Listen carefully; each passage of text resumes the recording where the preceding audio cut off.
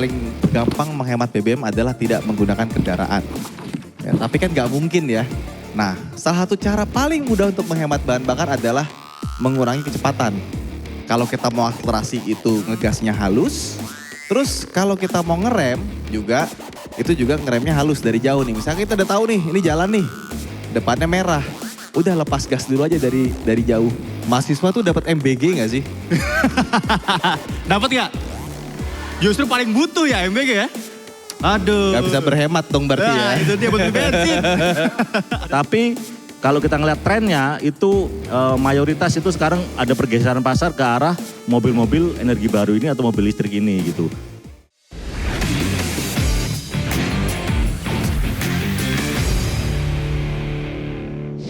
Udah ada yang tahu belum? Hari ini kita akan bahas apa?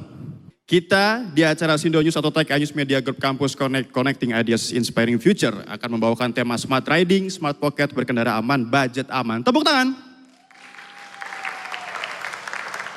Oke, jadi di sini kita akan membahas soal bagaimana caranya kita bisa pintar dalam berkendara dan bagaimana caranya kita bisa lebih safety dalam berkendara dan juga hemat.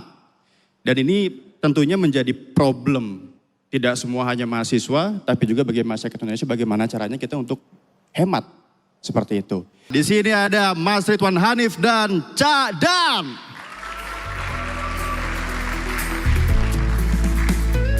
Selamat pagi menjelang siang Mas Ridwan. Silahkan Mas Ridwan. Cak Dan. Tes. Oke, sebelum kita lanjut diskusinya, ini kita sambut dulu. Sini ada Bapak Syafril Nasution sebagai Wakil Direktur Utama dan Direktur Pemberitaan Anyus Media Group. Tepuk tangan dulu dong. Selamat datang Bapak. Oke teman-teman, hari ini kita akan mulai diskusinya soal yang tadi sudah kita sampaikan. Dan di sini ada Mas Ridwan sebagai YouTuber otomotif. Halo, semuanya salam kenal.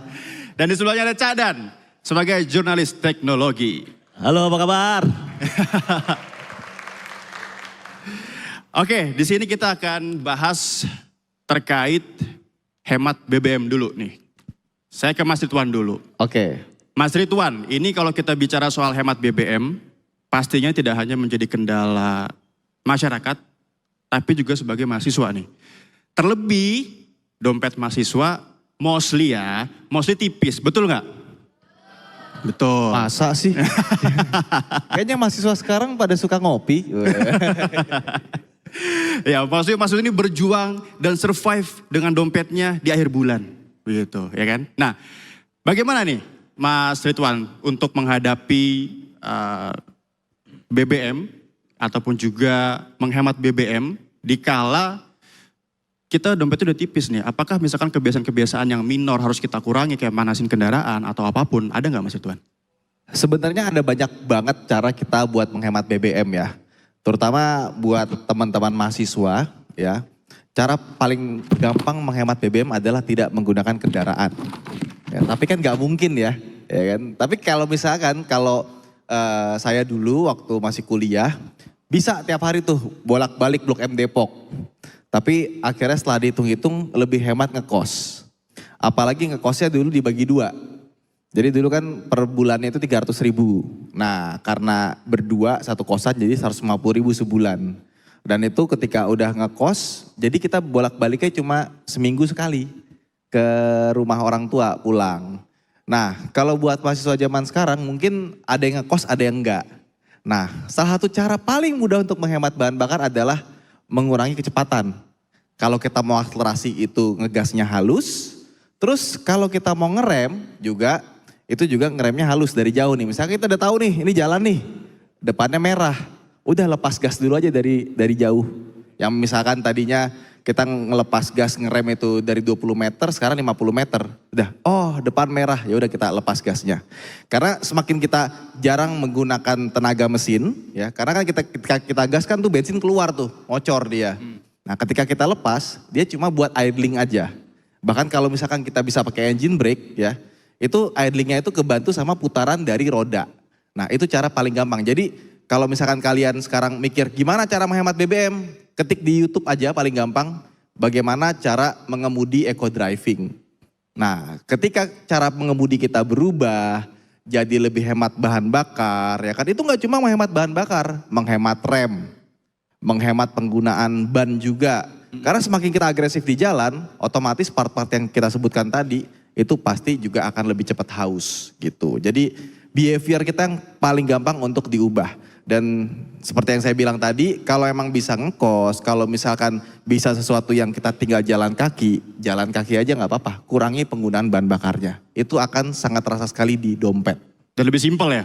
Lebih simpel. Iya. Nah, berarti stop and go itu ngaruh banget. Biasa cowok-cowok suka stop and go nih biasa nih. Sangat berpengaruh. Bisa dibilang kalau kita naik mobil atau naik motor, itu bawa idle ya, itu bisa let's say kalau motor bisa 150, 140, mobil pun juga sama. Ketika di tol kita jalan 80 km per jam sampai Surabaya itu mendapatkan 116, 118, bahkan 120 itu gampang. Tapi once sudah kena macet stop and go bisa bukan setengahnya lagi. Bisa lebih dari setengah. Yang tadinya 118 tiba-tiba bisa 18 mungkin 19. Bisa segitu jauhnya. Jadi kita pilih-pilih rute itu juga bagus ya, mengurangi melewati daerah-daerah macet dan juga kita juga bisa berangkat sama pulang ya, lihat jam. Jadi kalau kita bisa berangkat sama di jam yang tidak macet, itu juga bisa mengurangi konsumsi bahan bakar. Oke. Berarti ini buat para perempuan yang punya pasangan, kalau misalkan cowoknya stop and go, ditegur kayaknya ya. Dan kalau perempuan kalau udah punya pasangan lebih enak. Kenapa bisa tuh? nebeng. Ya kan? Lebih hemat lagi. Iya, jadi biaya BBM-nya itu udah habis nihil. Nah, selain cara berkendara, ada nggak sih Mas Ridwan mungkin manasin mesin kah? Itu ngaruh nggak? Manasin mesin gitu. Kalau mobil sekarang atau motor sekarang biasanya udah nggak kayak zaman dulu ya. Dulu kan kolinya lebih kental karena manasin tuh biasanya buat lubrikasi. Jadi ketika kita baru nyalain mobil atau motor, dia kan pakai oli. Nah dia tuh butuh lubrikasi ke bagian-bagian tertentu yang sering terkena gesekan. Sekarang oil pump udah bagus, olinya sudah encer. Jadi ketika kita cold start itu udah gak kayak zaman dulu tuh nunggu lama gitu kan. Oh udah lubrikasi sempurna baru kita jalan. Ya alhamdulillah sih sekarang kayak mobil-mobil rental kan kebetulan saya dari tahun 2008 tuh ngurusin usaha orang tua rental mobil, itu supir nyalain langsung ngegas aja itu belum ada yang rusak sih. Rusaknya karena yang lain biasanya. Berarti gak apa-apa ketika mesin masih dingin kita nyalain langsung kita gas gak apa-apa selama itu mobil produk baru. Ya kalau untuk yang baru-baru harusnya aman. Tahun berapa? Biasanya yang udah pakai oli-oli mulai encer gitu tahun 90-an ke atas itu udah aman sih. Udah aman ya. Kayak gitu. Oke. Nah tadi kan dari sisi kebiasaan kita. Yes. Nah, kita ke Cadan dulu sebagai jurnalis teknologi nih Cadan. Cadan, kalau tadi kita bahas soal teknis dari kita sebagai as a user. Tapi dari segi teknologi kendaraan, ada nggak yang mendukung penghematan BBM? Oke baik, kemarin sebenarnya Noval aku sama Pak Gubernur Ridwan Kamil bukan. Kok gubernur ya? Sama Mas Ridwan ini sempat ke China juga, ke Beijing. Di sana ada pameran namanya Beijing Auto Show. Jadi kalau teman-teman ngelihat ya perkembangan teknologi di otomotif sekarang ini udah luar biasa dan itu di drive salah satunya adalah dari China. Nah di sana ya kita ngelihat banyak sekali perkembangan teknologi yang fokusnya adalah ramah lingkungan, termasuk juga untuk hemat BBM tadi. Jadi ada beberapa teknologi yang menjadi highlight. Kalau misalnya kita lihat sekarang mobil listrik itu jadi mobil yang mendrive pasar. Tadi Mas Ridwan cerita juga bahwa sekarang di Jabodetabek ya. Yes. Di Jabodetabek itu penjualan itu di Q1 mungkin ya atau baru-baru ini ya. Itu 50% sudah listrik. Jadi ada pergeseran dari tren pasar ini bahwa orang lebih suka dengan teknologi-teknologi yang ramah lingkungan, ada mobil listrik. Kemudian nggak cuman mobil listrik aja, sekarang ada juga tren mobil hybrid. Kemudian ada lagi teknologi baru yang dibawa sama pabrikan-pabrikan Cina namanya plug-in hybrid. Kemudian masih ada lagi sedikit modifikasi dari plug-in hybrid yang namanya REEV atau Range Extender Electric Vehicle. Jadi tren kedepannya adalah mobil-mobil atau kendaraan-kendaraan ini orientasinya adalah ramah lingkungan, hemat BBM, dan mengkonsumsi lebih sedikit karbon gitu. Kalau di sini udah ada yang pernah naik atau punya mobil listrik atau enggak nih di sini? Ada yang pernah naik dulu deh. Ada yang pernah naik mobil listrik enggak? Bisa tunjuk tangan. Ada? Ada nggak? Enggak ada ya?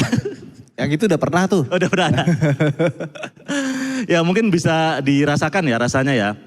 Mobil listrik kita nggak perlu ke SPKLU, kita nggak perlu ke pom bensin. Kemudian untuk mengecasnya juga mudah. Sekarang ada SPKLU, tinggal dicolok aja. Kalau misalnya nggak mau ke SPKLU, bisa ke rumah dan itu sangat memangkas biaya untuk BBM-nya. Apalagi sekarang BBM juga lagi naik banget harganya. Betul. Gitu.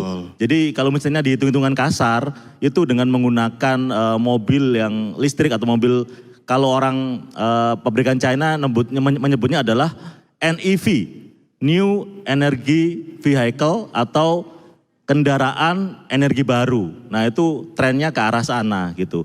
Jadi biaya dari NEV ini, mobil-mobil energi baru ini, itu bisa sepertiga dari biaya yang bisa kita keluarkan kalau misalnya kita menggunakan mobil bensin gitu. Kalau misalnya dalam sebulan kita ngeluarin biaya untuk bensin itu 1 juta, kalau pakai mobil listrik itu mungkin cuman bisa 300.000. Dan itu salah satu yang menjadi tren untuk hemat BBM dan juga tren masa depan di industri otomotif arahnya ke sana gitu. Dan kalau di kota-kota besar itu lebih relate karena kebijakannya mendapat subsidi dari pemerintah juga, tapi selain itu juga ada yang namanya ke benefit non fiskal yang dirasakan di Jabodetabek, yaitu ganjil genap. Mungkin kalau di daerah adopsinya mungkin agak lebih lambat karena non fiskal tidak seperti di Jabodetabek yang sangat penting banget itu kalau misalnya kita ngantor ganjil genap itu repot. Nah kalau di daerah juga mungkin SPKLU juga nggak sebanyak di Jabodetabek, tapi kalau kita ngeliat trennya itu mayoritas itu sekarang ada pergeseran pasar ke arah mobil-mobil energi baru ini atau mobil listrik ini gitu. Kalau misalnya kita lihat penjualan mobil di 2025 itu 800.000 unit, itu mobil listriknya sudah 100.000, mobil hybridnya 65.000, mobil plug-in hybrid itu sekitar 5.000. Nah tahun ini kemungkinan yang plug-in hybrid ini juga akan tumbuh lebih tinggi lagi dengan adanya model-model baru. Jadi trennya akan ke sana. Kira-kira gitu Mas Topal. Oke, Cak, ini menarik terkait mobil listrik. Tadi Cak Dan bilang ada beberapa kebijakan yang menguntungkan masyarakat untuk membeli mobil listrik seperti itu. Nah, kira-kira seberapa sustain mobil listrik di Indonesia atau jangkanya panjang nggak kira-kira? Ya, kemarin memang sempat ada regulasi yang katanya nanti akan ada pajak juga tambahan untuk mobil listrik, tapi itu kita masih menunggu juga adopsinya seperti apa nantinya karena ada daerah yang sudah menerapkan, ada yang juga belum. Tapi mau ada pajak atau enggak, kemungkinan tren dari masyarakat itu tetap akan ke mobil-mobil yang ramah lingkungan karena lebih masuk akal sekarang. Tadi Mas Pung juga sudah bilang bahwa isu Selat Hormuz, kemudian dolar yang meningkat, harga nilai tukar rupiah yang melemah, kemudian isu-isu yang mungkin kayak mahasiswa kayaknya nggak perlu atau nggak terdampak ya dari isu-isu yang lagi ada itu ternyata nggak juga gitu. Karena nantinya pasti isu-isu itu juga akan kita rasakan gitu. Tadi Mas Riban juga bilang bahan bangunan udah naik, kemudian kalau misalnya harga BBM naik otomatis harga-harga yang lain juga ikutan naik gitu. Karena transportasi, distribusi semuanya menggunakan si BBM ini gitu. Jadi ya nanti mungkin harga makanan naik, harga kos-kosan naik. Jadi impactnya itu akan tetap dirasakan oleh mahasiswa. Makanya teman-teman sekarang juga harus terus update dengan isu terbaru. Karena ya isunya mungkin ada di Selat Hormuz tapi sama relevannya dengan Selat Solo di sekarang gitu. Karena bisa langsung kita rasakan impactnya ke teman-teman mahasiswa sekarang di sini gitu. Iya. Mau nanya dikit boleh nggak? Apa tuh? Mahasiswa tuh dapat MBG nggak sih? Dapat ya? Justru paling butuh ya MBG ya? Aduh. Gak bisa berhemat dong berarti ya. Nah, itu dia butuh bensin. Ada butuh hemat ya. Iya. Cadan, ini tadi ngomongin Selat Hormuz nih. Temuan di lapangan Cadan ada pergeseran atau pola konsumen yang berbeda nggak untuk menyiasati kenaikan harga BBM? Ya mungkin itu tuh tadi kembali lagi salah satunya adalah mungkin kalau dulu ya mungkin orang masih melihat sebagian orang kayak mau beli kendaraan itu masih ngelihat brandnya apa. Kemudian kalau saya beli ini nanti harga jualnya jatuh enggak gitu. Nah sekarang masih itu tetap jadi pertimbangan. Tapi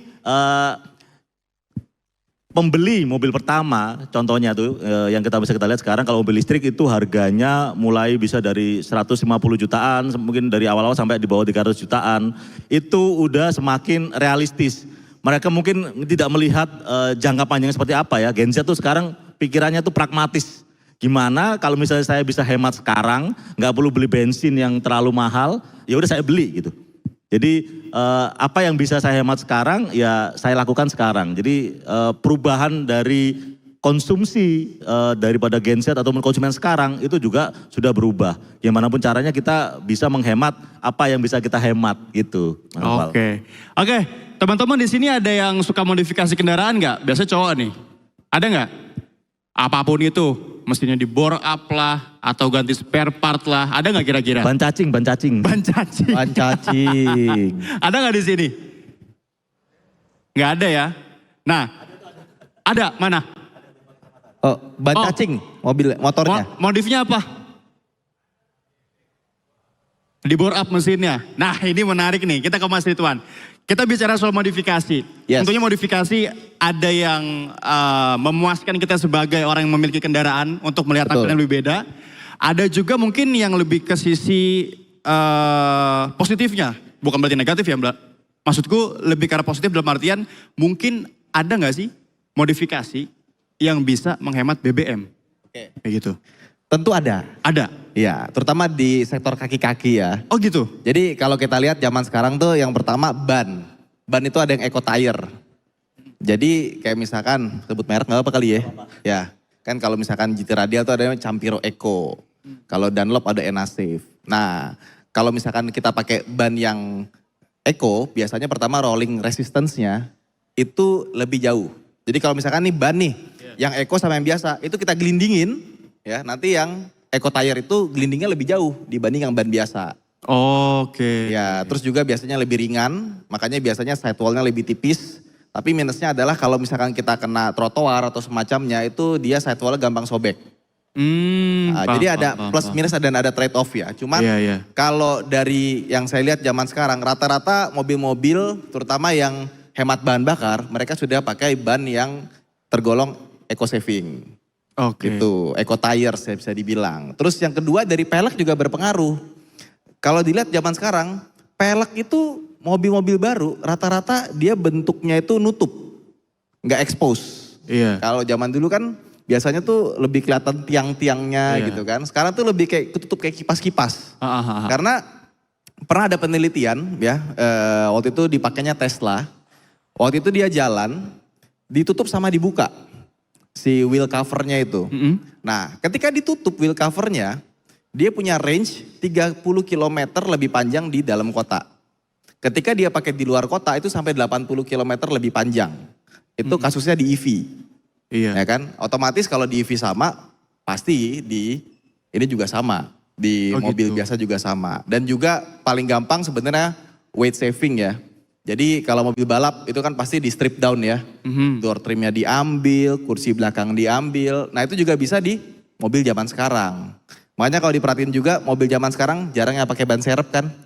Iya. Karena ban serep itu juga nambah bobot kendaraan. Jadi banyak hal yang bisa kita lakukan, modifikasi karbon ya, kap mesin yang tadinya pakai besi ya kan sekitar 20 sampai 30 kilo, ganti karbon cuma 10 kilo aja. Otomatis kendaraan yang lebih ringan, lebih gampang melaju tanpa harus tenaga yang besar.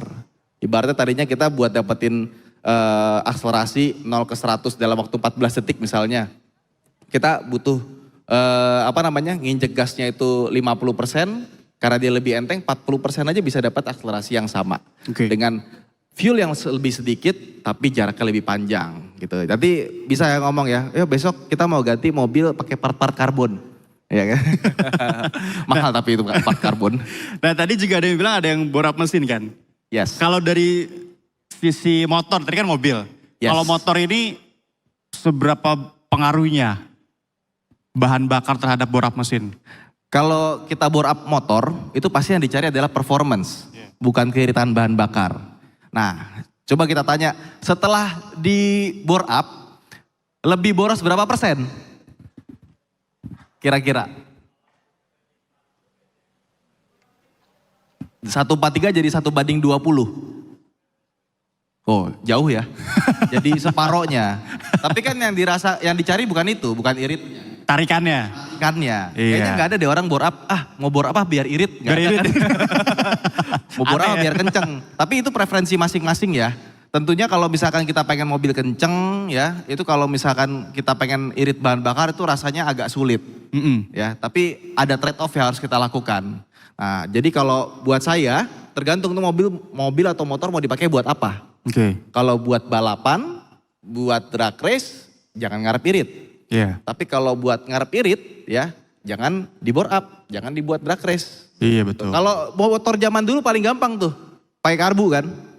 Karbu bisa disetel, mau kenceng mau irit. Kalau irit gak ada tenaga, kalau kenceng ya jadi boros. Kalau sekarang udah injeksi ya. Dan kebanyakan juga kalau di remap orang nyarinya biar kenceng. Gitu. Tapi dengan harga bensin yang makin lama makin naik ya. Kalau sekarang sih untungnya yang naik cuma yang ron tinggi aja. Ya kan ron 92, ron 90 masih sama ya. Karena Kakanda Bahlil ini emang luar biasa. Kan? Kalau mahasiswa sekarang manggilnya ini ya, kakak kelas Kanda ya. Emang ya? Bukan Dinda. Kanda gitu. Ya kan? Anda. Jadi untuk ron 92, ron 90 ya tahun lalu sama tahun sekarang belum ada perbedaan sih. Iya. Jadi harusnya untuk kos harian itu masih belum berasa. Cuma mungkin nanti ketika ron 92 naik, ron 90 mulai langka itu baru kerasa tuh.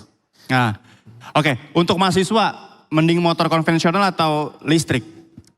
Tergantung. Intinya kendaraan listrik itu semakin sering dipakai, semakin untung. Jadi buat teman-teman yang sehari itu jalannya mungkin PP 60 kilo, PP 80 kilo, itu semakin menguntungkan. Bayangin, untuk 60 kilo butuh 2000 perak aja udah bisa tuh.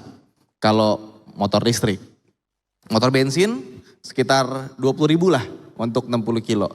Tapi kalau kita makainya jarang-jarang, jaraknya pendek-pendek, rasanya kurang begitu worth it ya. Ya Cak ya. Betul, karena baterai itu apalagi di motor ya, itu biasanya ada umurnya.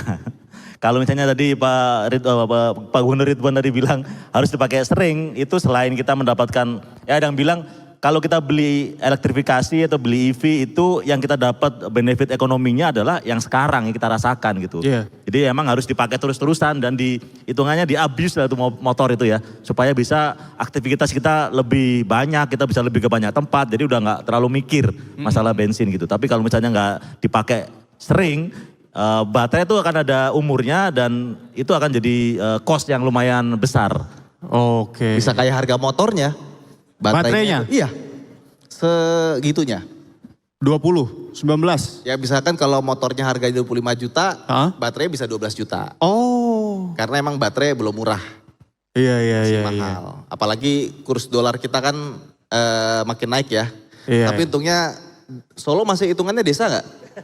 Kota dong. Kota ya. Kalau saya Klaten soalnya, kita nggak butuh dolar. Kelihatan gak butuh dolar ya. Kita orang desa Pak. Nah, ngomong-ngomong motor listrik dan juga motor konvensional, secara perawatan lebih gampang mana? Jujur lebih gampang listrik ya. Oh listrik? Iya, itu saya bawa Ioniq 5 itu udah kilometernya hampir 100.000. Servisnya apa cuma rem paling ya. Dia pakai oli gak sih? Oli Gardan. Oli Gardan. Tapi si Ioniq ini dia beda sama yang Wuling. Kalau Wuling tuh setiap 20.000 ganti oli Gardan. Itu pun Iya. cuma 1 liter. Oh. Tapi yang ini nggak minta. Dia mintanya waktu itu ganti coolant. Oke. Jadi pendingin itu kan ada radiatornya juga buat mesin listriknya sama buat baterainya. Udah cuma kuras itu doang. Udah nggak ada apa-apa lagi kayak ya penghematannya lumayan ya. Gak begitu rewel lah ya? Ya karena untuk mesin ICE ya, internal combustion engine itu pengeluaran yang paling besar tuh ya di oli ya. Salah satunya ya, yang paling besar itu pengeluarannya di oli. Karena itu kalau kita servis tuh harga olinya lumayan gede banget gitu. Jadi sangat menghemat sebenarnya. Dan harga oli naiknya udah 50% lebih ya. sekarang. Semua Jadi nggak naik cuma ya. bensin, oli juga naik harganya. Iya. Teman-teman di sini kalau ke kampus ada yang pakai motor listrik nggak?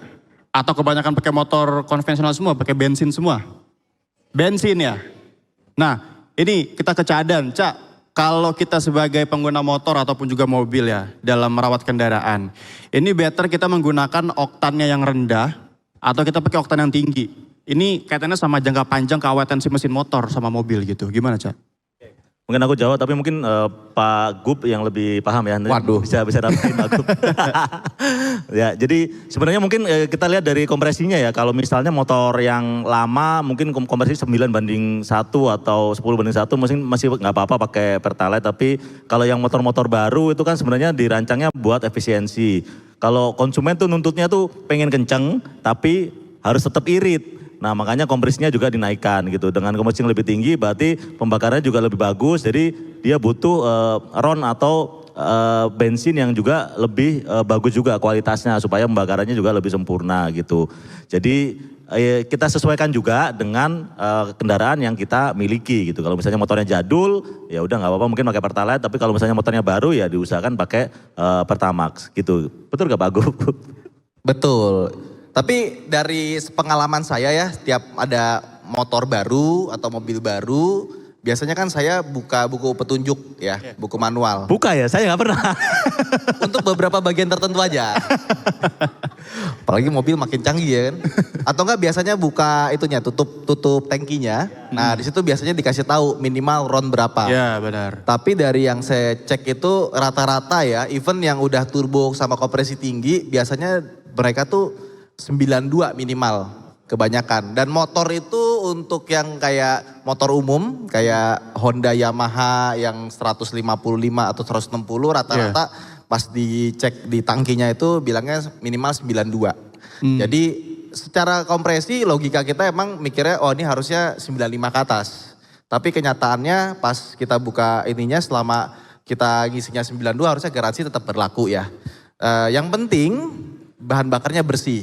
Jangan kayak mas-mas yang abu-abu itu. Baju abu-abu dia ngisi bensin yang terisi air ternyata. Oplosan. Oplosan. Iya. Oke, teman-teman aku mau tanya di sini kebanyakan naik motor atau mobil ke kampus? Motor ya? Mau tanya dong, yang user motor Matic Beat angkat tangan di sini siapa? Ada nggak? Ada. Ya. Kalau motor yang kayak PCX, EDV, NMAX ada nggak? Angkat tangan. Oh ada. Sisanya pakai apa? Jalan kaki? Oh Vario. Vario. Vario apa coba Vario? Aerox. Kayaknya kalau ditanya, ya pakai Aerox? Nggak ada yang ngaku. Takut dikira jamet. Ngaber. Gitu ya. Kalau dibilang, Vespa, mana Vespa? Nggak ada. Nggak ada. Ya fuckboy. Nah ini mungkin banyak teman-teman yang belum teredukasi dalam ngisi bensinnya. Yes. Contoh gini, dia punya motor dia 150 cc atau 250 cc gitu kan. Banyak masih ngisi mungkin Pertamax biasa kayak gitu. Ataupun juga sebenarnya Vario atau Beat itu boleh nggak sih diisi Pertamax kayak gitu? Lagi-lagi biasanya di tutup tangkinya itu ada ininya ya. Apa namanya tulisannya. Oktan number. Oktan number berapa. Lebih tinggi biasanya lebih bagus. Tapi selama kita ngikutin itu harusnya dia nggak mengurangi garansi ya. Oke. Dan ya kita sama-sama tahu lah ya. Biasanya juga produsen itu ketika mau launching produk mereka tuh testing dulu. Jadi di testing untuk semua bahan bakar. Sampai akhirnya dia dapat bahan bakar mana yang cocok. Dan kalau misalkan nggak cocok biasanya nanti tuningnya beda. Okay. Selama motornya masih motor yang dijual resmi sama ATPM di Indonesia, bukan motor yang diimpor langsung dari Malaysia gitu kan. Karena Malaysia kan paling rendahnya RON 95. Iya benar. Kita nyari RON 90, 92 nggak ada. Katanya, hah RON 92? Makhluk apa itu katanya. Langka loh itu. Nah ya itu beda cerita. Kalau misalkan mobil atau motornya impor langsung CBU. Tapi rata-rata yang dijual di sini tuh udah dipersiapkan untuk kondisi terburuk.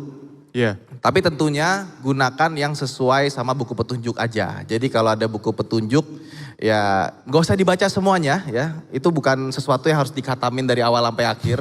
Ya kan, cukup lihat beberapa informasi yang kita butuhkan kayak minimal RON berapa, oli digunakan itu yang sayanya berapa, ya kan. Terus juga olinya berapa liter, intervalnya berapa. Karena saya yakin tiap motor, tiap mobil itu dia punya spesifikasi yang berbeda-beda meskipun dia sudah dipersiapkan untuk market Indonesia. Dan ini biasanya kalau misalkan kita lihat yang kurang aware juga perempuan pakai motor ya kan. Selama itu motor bisa jalan, gua gas gitu kan.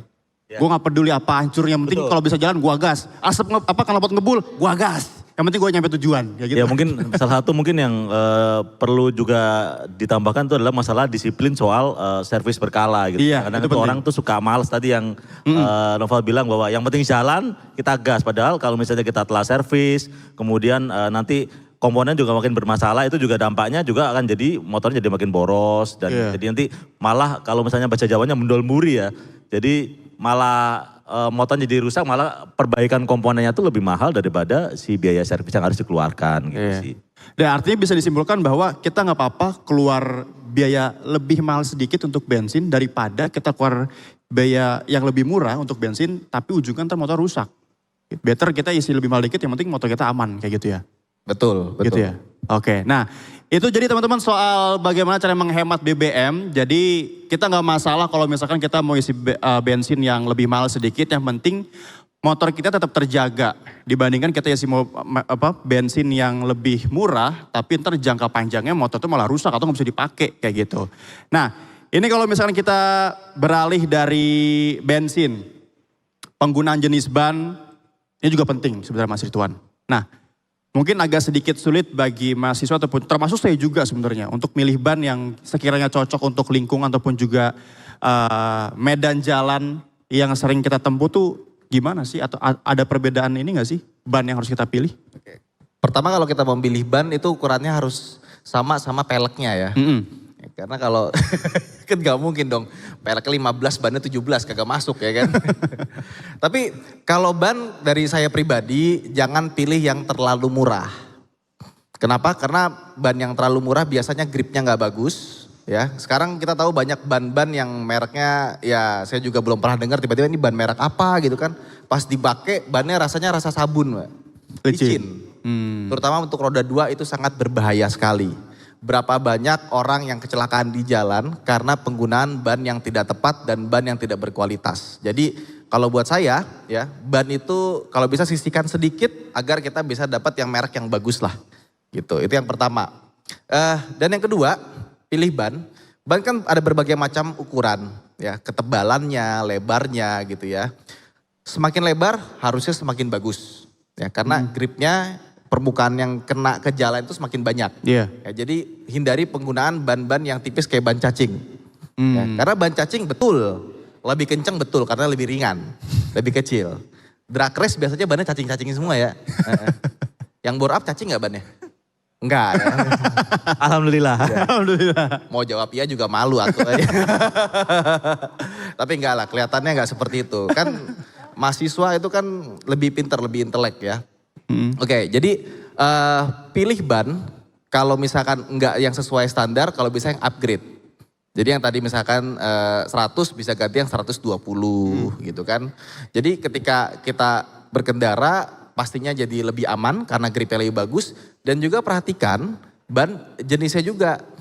Misalkan ada yang bannya semi slick, ban yang buat balap. Ban semi slick itu biasanya buat cornering enak banget. Tapi dia butuh agak round dia bentuknya pasti ya? Iya, dia kembangnya lebih sedikit.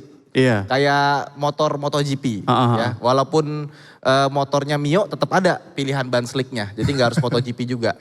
Nah biasanya dia pertama butuh panas buat dapatin grip. Dan yang kedua dipakai di jalan basah itu sangat amat licin.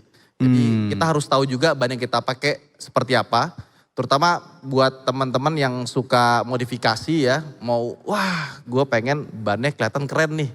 Pakainya kan wah langsung yang Pirelli, Michelin yang wah semi slick, gripnya mantep nih. Tapi pas hujan dia nggak tahu ban yang semi slick gitu biasanya pas hujan tuh licinnya tuh bisa 2 kali lipat lebih licin dibanding ban biasa. Iya. Sementara kebiasaannya udah kayak kenceng banget Yoi. kan. Karena dia Cornering ya pengerasnya kan, pakai bannya yang kanan, udah kiri, kenceng. Minimal bore up ya kan ya. Kena lagi. Apa ya? Nyesel nih gue ngomong katanya. Gak mas, bercanda Bas. Nanti kita kasih hadiah ya. Oke, jadi kita harus paham juga bagaimana sifat dari ban yang kita gunakan. Dan kita nggak bilang yang pakai semi slick salah, enggak. Karena ada peruntukannya. Tapi ketika kita beli itu kita harus tahu sifat dari ban itu seperti apa. Iya. Jadi nggak cuma sekedar pilih, tapi juga kita juga paham plus minusnya apa dari ban tersebut. Oke. Kurang lebih gitu sih. Oke, teman-teman di sini ada yang mau nanya nggak? Nah, Ada. saya mau nanya. Ada yang mau nanya? Siapa namanya Mbak? Kasih mic apa?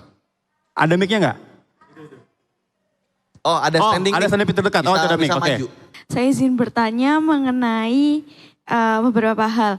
Kan tadi juga sudah dijelaskan terkait dengan teknologi ramah lingkungan seperti mobil listrik ataupun motor listrik. Namun saat ini di Indonesia ini menurut saya masih kurang untuk mensosialisasikan kepada masyarakat.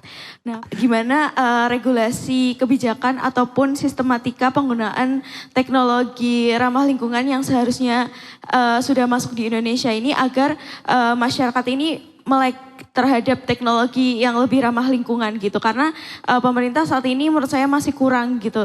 Jadi gimana regulasi kebijakan ataupun sistematika yang harusnya sudah ada di Indonesia. Terus yang kedua, apabila kita memilih teknologi ramah lingkungan, apa spek ataupun material yang harus kita jadikan pertimbangan untuk memilih teknologi ramah lingkungan tersebut? Sekian, terima kasih. Silakan Cak, silakan Cak. Ya, dulu ya. Ya, Mbak Nela terima kasih, pertanyaannya bagus banget. Jadi dari yang kita jelaskan tadi, yang paling menarik buat Mbak Nela adalah teknologi ramah lingkungan ternyata. Luar biasa loh ini apa namanya, antusiasmenya.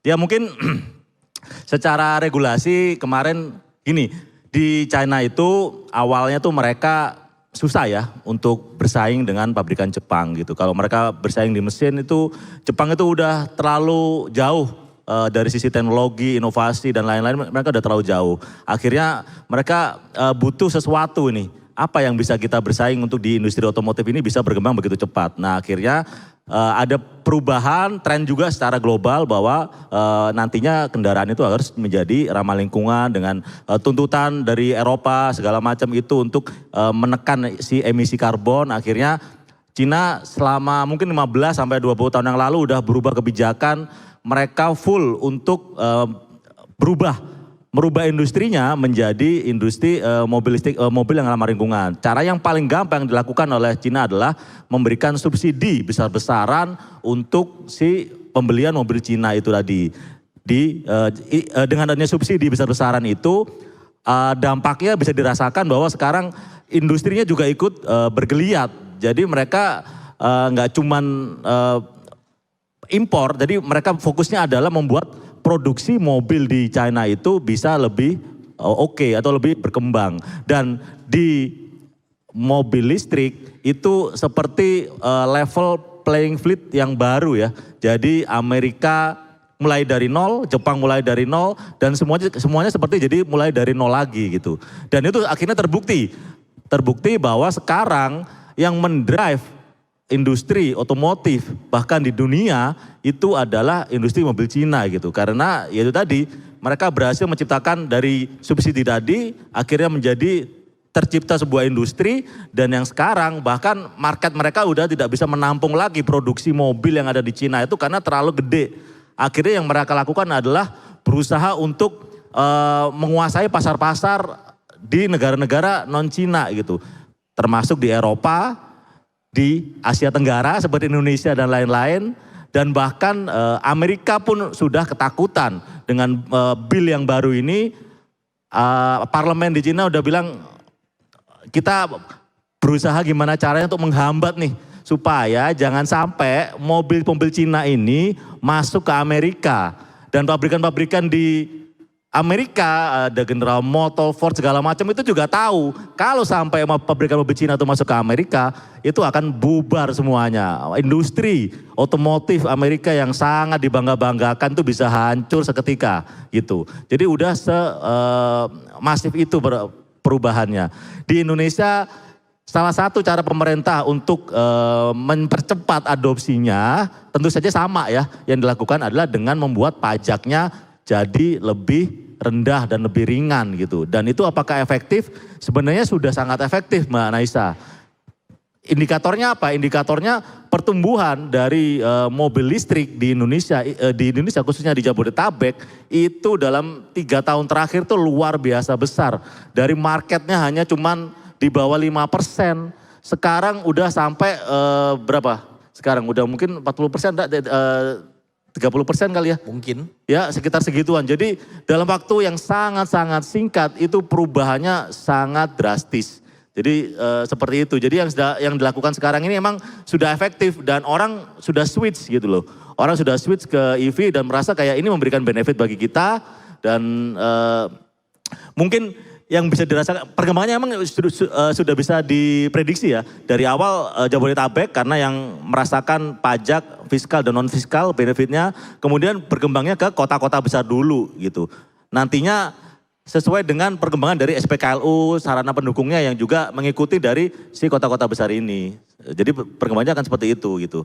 Itu yang pertama, semoga menjawab ya. Tadi yang kedua apa ya pertanyaannya? Yang kedua soal... Tunggu dulu, Mas Ridwan mau nambahin soalnya. Kalau dari saya yang pertanyaan pertama, sebenarnya pemerintah kalau dari saya tidak perlu melakukan promosi karena biarkan bisnis berjalan seperti biasanya. Setiap pabrikan ya bensin, listrik pasti akan berbisnis. Jadi bagaimana mereka melakukan promosi dengan bisnisnya itu. Pemerintah ada di level kebijakan. Nah kebijakan ini harus menguntungkan bagi pemerintah apa? Misalkan karena EV lebih ramah lingkungan berarti pemerintah untung dong, udaranya lebih bersih. Oke, kalau gitu insentifnya apa? Ya kan, mulai dari pajak kah? Ya kan, mungkin dari kebijakan ganjil genap dan lain-lain dan lain-lain. Tapi yang paling penting, ini saya berbicara di depan para mahasiswa, calon-calon menteri ya. Amin. Dong, gak ada yang amin nih. Apa nggak mau ya? Udah gak ada, mungkin udah takut jadi menteri ya? Gara-gara Chromebook gitu, enggak ya? Siap. Kalau dulu mungkin, oh jadi menteri, saya. Sekarang, takut Chromebook katanya. Oke, bikin kebijakan itu jangka panjang, jangan dadakan. Industri besar itu nggak bisa digantung, nggak bisa tiba-tiba kebijakan berubah dalam 1 hari. Kayak contoh, PPN kita untuk mobil listrik masih 2% apa 12%? Masih 2%, tapi belum ketok palu kan? Belum ketok palu jadi sekarang. Januari sampai sekarang bulan Mei ini industri masih digantung. Mobil listrik itu PPN-nya 2% apa 12%. Karena belum ada ketok palu buat peraturan baru. Itu yang pertama. Dan yang kedua tiba-tiba Kemendagri bilang BBN sama PKB. BBN tuh biaya balik nama dan pajak kendaraan bermotor tiba-tiba ditanggung sama pemerintah daerah. Jadi pemerintah daerah yang menentukan kena apa enggak. Akhirnya industri bingung kan, wah ini jangan-jangan Banten kena, jangan-jangan Jakarta gratis. Iya. Akhirnya semuanya bingung. Tiba-tiba beberapa hari kemudian keluarlah surat edaran, jebret. Rekomendasi untuk membebaskan BBN dan PKB. Kalau dari awal rekomendasi untuk digratiskan, kenapa nggak dari awal aja udah. Kasih tahu surat ke semua Pemda untuk menggratiskan, nggak usah pakai rekomendasi. Akhirnya kan industri bingung, loh kita tadinya mau naikin harga, loh kok jadinya harganya begini? Iya. Akhirnya yang salesnya bingung, ya industrinya bingung, konsumen juga bingung. Nah jadi kebijakan itu harus mendukung industri jangka panjang. Yang udah established itu bisa selamat dan bisa bersiap diri, ya kan? Oke, dalam 5 tahun kebijakan EV kita seperti ini. Industri existingnya udah bisa mempersiapkan untuk 5 tahun ke depan. Dan untuk yang baru mau masuk ke Indonesia, mereka udah punya, 5 tahun bakal begini, berarti visible nggak nih buat kita bikin pabrik, ya kan? Jangan sampai udah invest triliunan, bikin pabrik triliunan loh, ya kan? Terus juga tenaga kerjanya ratusan dan ribuan. Okay. Itu baru ngomong di pabrik doang, belum sampai dealer, belum sampai leasing dan kawan-kawan. Ini industri segede gini digantungkan, ya. ini berapa banyak PHK nanti kalau misalkan tiba-tiba kebijakan berubah terus. Berapa banyak investor yang cabut dan ragu untuk masuk Indonesia karena kebijakannya berubah-berubah terus. Jadi itu sangat penting sekali buat teman-teman mahasiswa sekarang. Mungkin nanti 10-20 tahun lagi kalian jadi pejabat. Ya, ingat-ingat omongan saya. Apa tuh? Coba di garis bawah lagi. Enggak. Pokoknya diingat aja. Karena sekarang untuk jadi pejabat itu udah nggak perlu nunggu 50-60 tahun. Sekarang 30 tahun udah bisa jadi menteri. Ya kan? Sekarang kan umurnya mahasiswa 21, 22 ya. 20 tadi ya katanya? Iya. 20. Umur 40 tahun, 50 tahun. Ya siapa tahu dari FEB ini, FEB kan nih ya? Visip, FEB. Tapi kebanyakan Visip ya? Ya. Oh, Visip. Siapa tahu ada jadi menteri kan? Ya kan? Ada yang jadi Sri Mulyani ya kan? Ada yang jadi Pak Purbaya di sini. Nah, Bahlil Hadalia. Ya boleh. Jadi diingat-ingat untuk membuat kebijakan jangka panjang, jangan dadakan, jangan buat industri dan investasi kita itu jadi berantakan gara-gara nggak ada kepastian hukum, tidak ada kepastian kebijakan. Terima kasih. Itu sudah dirasakan dan juga dibahas sama media internasional juga soal itu ya, kepastian dan kepastian dari kebijakan tadi itu jangan berubah-berubah terus gitu. Karena sebenarnya mobil yang ramah lingkungan itu dampaknya itu juga dirasakan juga dengan konsumsi BBM yang juga lebih irit sehingga subsidinya juga lebih bisa direndah juga. Gitu. Oke, terjawab Naila? Sama-sama. Pertanyaan yang kedua kedua apa ya? soal sosialisasi tadi ya? Mau beli mobil, rekomendasi maksudnya apa yang harus dilihat dulu, apakah mereknya atau apanya. Monggo silakan Mas Ridwan. Ya, BTW ini sebenarnya saya singkat nggak aja tahu. jawabnya, Ya. karena kita masih ada satu termin pertanyaan lagi. Ya. Saya nggak tahu kebutuhannya apa. Yang pasti kalau kita mau cari mobil sesuaikan dengan kebutuhan kita. Budget, tiap hari jalan kemana, nyetir sendiri apa disupirin. Garasinya berapa ukurannya. Iya. Jangan sampai kita beli mobil terus malah taruh di luar, ganggu orang jalan. Ya kan. Nah untuk lebih lengkapnya bisa lihat channel YouTube-nya. Langsung ke Cak Adan atau ke YouTube saya. Dan jadi promosi kita. Oke, ada yang mau nanya lagi nggak? Namanya siapa Mas? Perkenalkan saya Zafir dari program studi manajemen Fakultas Ekonomi dan Bisnis. Saya Aslinya mana, Mas? Saya Klaten juga. Oh Klaten. Saya mungkin agak nanyanya campur tentang kebijakan dan sustainability-nya.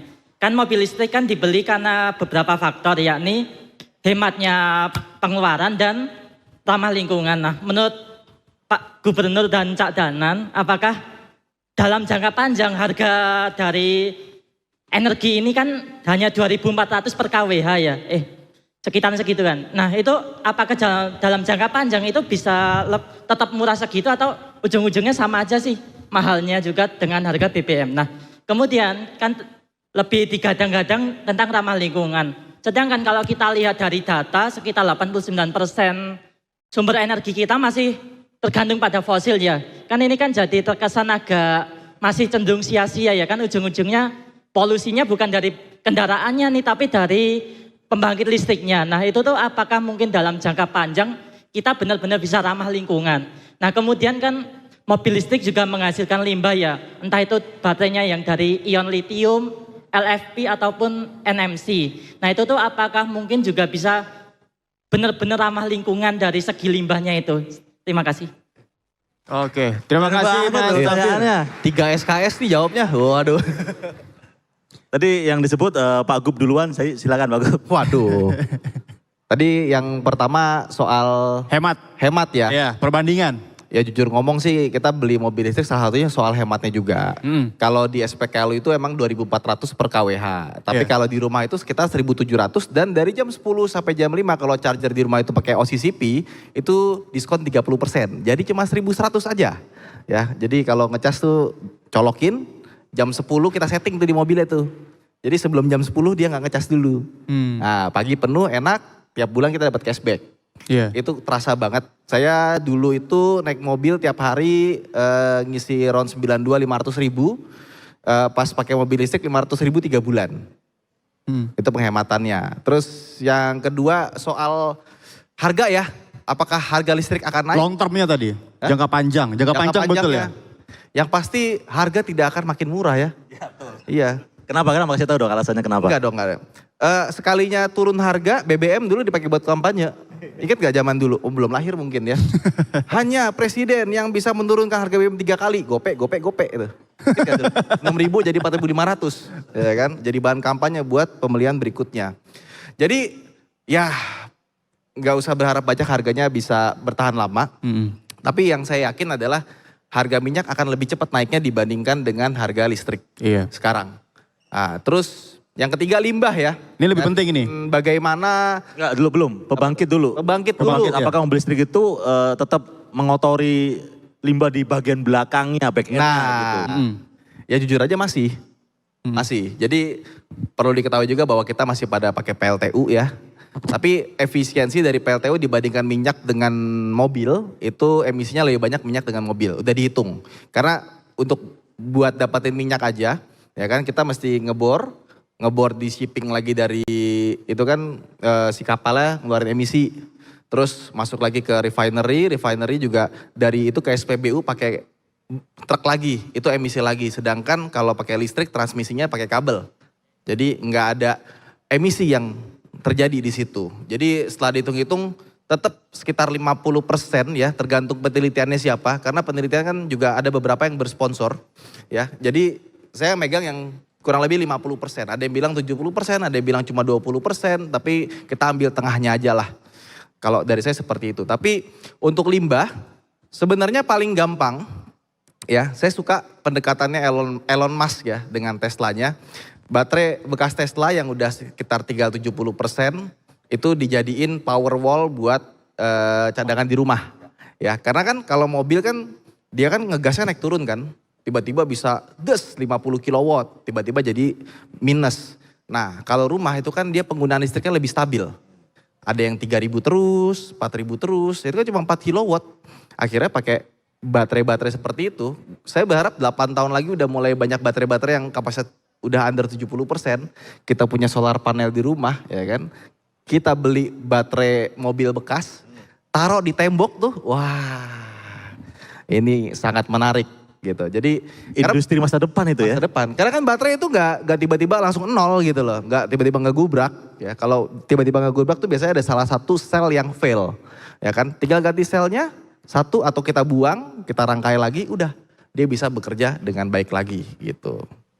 Mungkin aku nambahin beberapa, tadi udah jelas banget. Mungkin dari baterai sebenarnya dengan industri mobil listrik di China yang setahun itu dia jual 34 juta mobil ya. Dan 60% atau hampir 60% itu adalah mobil listrik atau new energy vehicle, bukan mobil listrik. New energy vehicle, tadi kendaraan energi baru tadi. Itu tentu saja baterai juga jadi masalah buat mereka. Dan itu tentu saja mereka juga punya solusinya. Tadi udah benar, tadi Pak Agus bilang bahwa daur ulang baterai itu sudah dilakukan oleh banyak juga brand. Misalnya kayak BYD itu mereka menggunakan daur ulang baterai-baterai bekas itu untuk jadi tenaga di pabrik-pabrik gitu. Itu juga sudah dilakukan. Jadi dengan adanya kebutuhan pasti nanti industrinya juga akan berkembang. Jadi ya mungkin kita harapkan juga nanti Mas Ridwan tadi bilang baterai-baterai mobil listrik yang nantinya 8 tahun lagi, 10 tahun lagi mungkin akan jadi, itu tidak akan jadi sampah, tapi menjadi daur ulang, menjadi mentenagai rumah-rumah kita ataupun yang lainnya. Itu masih jadi industri masa depan yang harusnya bisa jadi itu ya. Teman-teman ini juga bisa melihat itu sebagai, wah ini cara untuk menjadi cuan juga ini. Gitu. Cak, dulu kita 2018 Japan Motor Show sama Toyota bukan ya? Kita bareng gak sih? Saya sama Honda Pak. Oh sama Honda. Jadi waktu itu kita diajak ke salah satu gunung naik ke atas. Itu ada kincir angin. Nah di bawahnya itu ada baterai. Itu baterainya pakai bekas Prius. Jadi kan Toyota itu udah tahun 96 itu bikin Toyota Prius. Dia hybrid pertama kali di dunia tuh buat massal. Nah baterai-baterai yang usianya sudah 10 tahun lebih itu sama dia itu nggak dibuang atau di recycle. Tapi dipakai untuk menyimpan energi dari kincir angin di atas gunung. Terus energi lebihnya ditaruh di baterai dan ketika malam hari itu di desa itu bisa pakai itu tenaganya.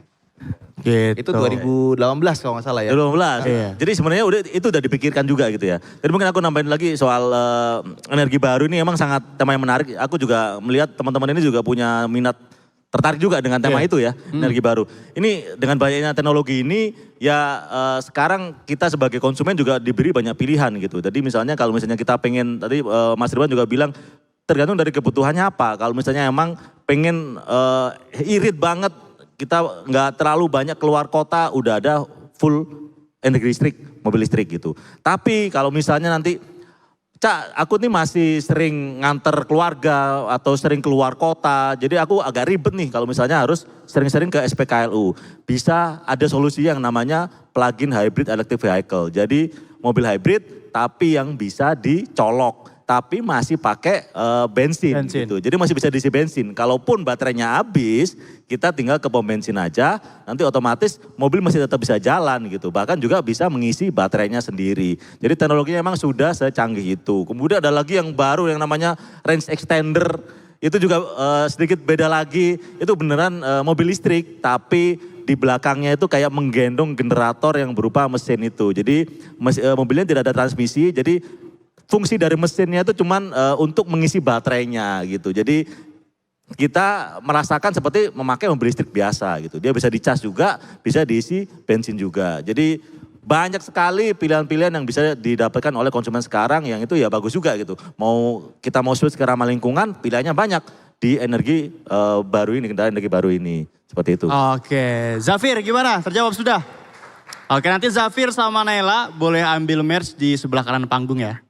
Terima kasih. Oke, jadi ini dia. Tadi sudah disimpulkan bahwa memang bagaimana cara kita untuk hemat berkendara mulai dari BBM dan bagaimana caranya juga kita mengetahui energi baru yang terbarukan.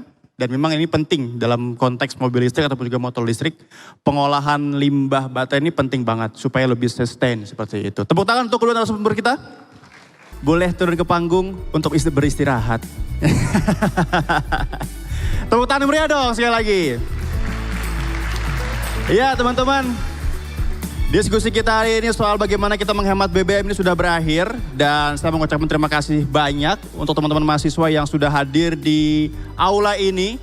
Untuk berdiskusi bersama, tanya jawab juga tadi sangat interaktif. Dan terima kasih sekali lagi sudah hadir di aula ini. Akhir kata, saya Nova Zakwan, pamit undur diri, selamat siang dan sampai jumpa.